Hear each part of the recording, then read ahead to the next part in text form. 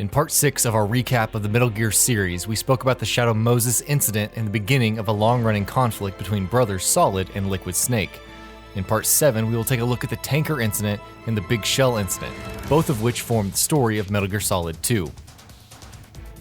Metal Gear Solid 2's story begins in 2007, some 2 years after the conclusion of the Shadow Moses incident, and the apparent death of Liquid Snake. In the 2 years that passed, a lot has happened, the most important being that all of the information on Metal Gear Rex project has been leaked for all of the world to see and do with as they please. Remember that optical disc Ocelot stole from Snake? It's no surprise that he was once again the chief troublemaker here, and that it was he who sold the data onto the black market. And since details of the events at Shadow Moses, including everything about Metal Gear and the violation of nuclear non-proliferation measures, have become public knowledge, George Sears, the United States president at the time, who secretly also goes by the codename Solid as Snake, being the third son of Big Boss, has been removed from office, replaced by one James Johnson. That's not it though. With knowledge and details about Metal Gear Rex having entered the public domain, organizations have started working on their own Metal Gear projects, including the United States Marines. It is this very project, dubbed Metal Gear Ray, that is the central focus of the first leg of Metal Gear Solid 2's story. And yes, it is Solid Snake once again who is going to be the center of our attention, at least for now. The man just doesn't know how to retire. Solid Snake has now become a hero to the public, thanks to his actions during the Shadow Moses incident. The cover-up story regarding his death was short-lived, and it turns out Snake himself couldn't stay away from the action for too long. He soon lost contact with Meryl, and when information on Metal Gear Rex became public knowledge, he formed a two-man NGO named Philanthropy with Hal Otacon Emmerich. His only goal now is to hunt down and eradicate all traces of Metal Gear technology. When Snake hears about the Metal Gear Ray project, he assigns himself on another mission, one which proves to be much more eventful than he thought it would be. He plans to sneak onto the USMC ship USS Discovery, which has been disguised as an oil tanker, but is actually housing and transporting a new prototype Metal Gear Ray unit, which, as it turns out, is also amphibian. All credits to the Marines for making some badass upgrades. Snake bungee jumps onto the tanker from atop the George Washington Bridge, successfully completing the first step in an arduous mission. His objective is to infiltrate the ship and find the Metal Gear Ray unit, which is probably being kept below deck, and take pictures of it in order to confirm its existence. These pictures would then be released online by Philanthropy, exposing the project to the public. As soon as Snake makes it onto the ship though, well, you can probably guess, shit hits the fan, the usual. A group of Russian mercenaries infiltrate the ship and proceed to kill every single one of the Marines on board, completing a hostile takeover of the ship. And who's leading them? A certain someone known as Sergei Grilyukovich. Remember him? We briefly talked about him in the previous part, and how Liquid Snake had planned to join the forces of the Sons of Big Boss with Sergei's mercenaries. Snake manages to remain undetected, sneaking past a number of the Russian mercenaries. Unsure of what to make of these new developments, he decides to remain focused on his mission, that of finding Metal Gear Ray and taking photos of it. While in the process of doing so, Snake comes across Olga, Sergei's daughter. He overhears her talking to her father, who orders her to evacuate the ship immediately on account of her being pregnant. Before she can do that, she engages Snake in a tense fight. Snake obviously manages to defeat her and knock her out. When he does, he spots a US Army-operated drone, which promptly takes pictures of him. Confused as to how the Army is involved, Snake proceeds forward with his mission. Eventually, Snake manages to enter the hold where the Metal Gear Ray unit is being kept. The hold, however, is also currently occupying Marine Commandant Scott Dolph, who is giving a speech regarding the amphibian Metal Gear to a bunch of onlooking soldiers. They're all, apparently, oblivious to the fact that a bunch of Russian mercenaries have killed their compatriots above deck and have taken over the vessel. Snake manages to sneak past a large group of Marines and successfully takes photos of Ray. He sends them over to Otacon, and just when we, the player, start thinking that maybe for once in Solid Snake's life, things are going smoothly, everything descends into chaos. Revolver Ocelot enters the stage. You weren't expecting him to sit this one out, were you? And what's more, looks like he has a new arm, despite the fact that Gray Fox severed one in Metal Gear Solid. Not only did he manage to survive the Fox Die virus, which we will talk about later on in this series, but he also has a new arm. and has managed to kick another elaborate plan into motion. We have to admit it, Ocelot. Pretty good. Sergei appears as well, holding Dolph at gunpoint, and it is revealed that he and Ocelot have been working together. Sergei declares that he and his soldiers are going to steal Ray and take it back to Russia, with the objective of returning the nation to its former glory. Ocelot, however, has plans of his own. He tells Sergei that he has no intentions of letting that happen, while revealing that his true allegiances have been with somebody known as the Patriots all along. Remember this name, it's going to be very important from here on out. Ocelot shoots and kills Sergei, Scott Dolph, and a bunch of other soldiers, and then proceeds to detonate a bunch of bombs he had planted throughout the ship. The tanker starts sinking into the ocean, and Ocelot quickly hijacks Metal Gear Ray. As soon as he does, his brand new arm starts to spasm, and the voice and words of Liquid Snake start coming out of his mouth, directed at the onlooking Solid Snake. It is then revealed that after the events of the Shadow Moses incident, Ocelot transplanted the arm of the dead Liquid Snake to replace the one that he had lost in his encounter with Gray Fox, and that somehow, as a result, Liquid has managed to survive death. He often possesses Ocelot, and his personality and spirit have survived, even though his body hasn't. It's later revealed that this possession only happens whenever Solid Snake is in Ocelot's vicinity. Yes, we know it's a bit much to take, but this is, after all, Metal Gear Solid, so we should be used to the ridiculous, over-the-top things happening by now. Liquid, or Ocelot, escapes the submerging tanker aboard Metal Gear Ray. The tanker sinks completely, resulting in the deaths of everyone on board, including, it is assumed, Solid Snake. Additionally, thanks to the images of Solid Snake clicked by that of the US Army drone, Snake is held publicly responsible for this attack, and the deaths of everyone present on that tanker. 2 years pass, taking us to the end of Metal Gear Solid 2's prologue and the beginning of its proper story. The rest of Metal Gear Solid 2 takes place in an offshore cleanup facility known as Big Shell. What exactly is Big Shell, and what is its purpose? Well, the official story is that when the USS Discovery sank, it spilled thousands of gallons of crude oil into the New York harbor. The purpose of Big Shell was to decontaminate the water from this oil spill. In 2009, when the US President James Johnson and some of his staff are on an inspection tour of the Big Shell, a terrorist group calling itself the Sons of Liberty seized control of the facility, taking 30 people, including the president, hostage. The Sons of Liberty consist of a former Special Forces unit called Dead Cell, as well as a number of Russian mercenaries. What's more, they claim to be led by none other than Solid Snake, who is believed to be dead. They demand $30 billion from the US government, threatening to blow up the entire Big Shell facility. This would not only kill the US president and all of the other hostages, but the destruction of the Big Shell would also ignite crude oil in the Manhattan harbor, causing what would be the worst environmental disaster in recorded history. If all of this seems a little familiar to you, in that it's rather reminiscent of the events that took place during the Shadow Moses incident, it's supposed to. We'll talk about this in greater detail later on. It is at this point that rookie Foxhound agent Raiden is inserted into the Big Shell facility. His missions are to rescue the president, along with the other hostages, from the Sons of Liberty, and make sure that they do not destroy the Big Shell facility.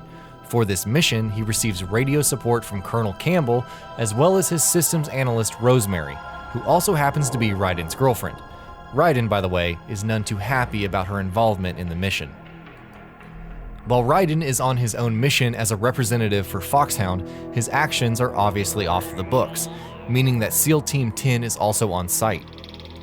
They're divided on the Big Shell into two groups, with one team being responsible for rescuing the president, and the other responsible for making sure that the bombs placed throughout the facility are defused before they can be detonated by the Sons of Liberty. Raiden, it should be noted, is very different from the kinds of protagonists Metal Gear fans are used to. He's childish in his own way, a little naive at times, and his actions rarely have the kind of grit and determination that you would see in someone like Solid Snake, Big Boss, or Venom Snake. He's never received on-field training, all he's ever been put through is VR simulations. That said, he has had a particularly hellish childhood, which we'll talk about later. As Raiden moves through the Big Shell, he encounters trouble very quickly. He witnesses as the Alpha team of SEAL Team 10 manages to locate the president. But before they can move forward with the rescue, they are ambushed and attacked by a terrifying vampire-like entity, the imaginatively named Vamp, who is also a member of the Dead Cell unit. Vamp slaughters all members of SEAL Team 10's Alpha Team, reacquires the president as his hostage, and is about to turn his full attention to Raiden when he is attacked by the sole survivor of Alpha Team, a certain Iroquois Pliskin, who, by the way, bears a striking resemblance to Solid Snake. Vamp flees with the president in his custody, while Pliskin and Raiden get acquainted. When Raiden tells Pliskin that he is with Foxhound, the soldier is visibly baffled. He tells Raiden that the Foxhound unit was disbanded 4 years ago after the Shadow Moses incident. Raiden is not sure what to make of this, so he ignores the snippet of information and decides to proceed on with the mission. Pliskin agrees to help him however he can. As Raiden moves further through the Big Shell facility, he encounters another face-off between SEAL Team 10, this time they're Team B, and a member of the Dead Cell unit. This time deciding to remain hidden, he watches from the shadows as Bravo Team surrounds Dead Cell member Fortune, a deadly woman with unique abilities, who also has the president in her grasp. Oh, also, she's the daughter of the deceased Marine Commandant Scott Dolph. As Bravo Team open fire on Fortune, her unique abilities surface. Bullets simply graze past her and change their trajectory mid-air. Even grenades simply fail to detonate around her. She has no idea why she has these supernatural abilities, but whatever their origin is, she knows that she cannot be killed.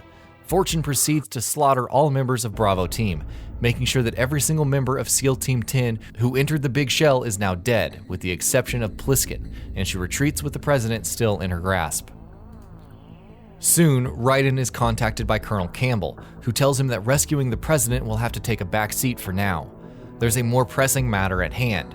There's C4 planted throughout the Big Shell facility, and with SEAL Team 10 now completely slaughtered, there's no one left to defuse the bombs. And if they are not defused, there's nothing that will be able to stop the Sons of Liberty from destroying the Big Shell facility, should they choose to do so.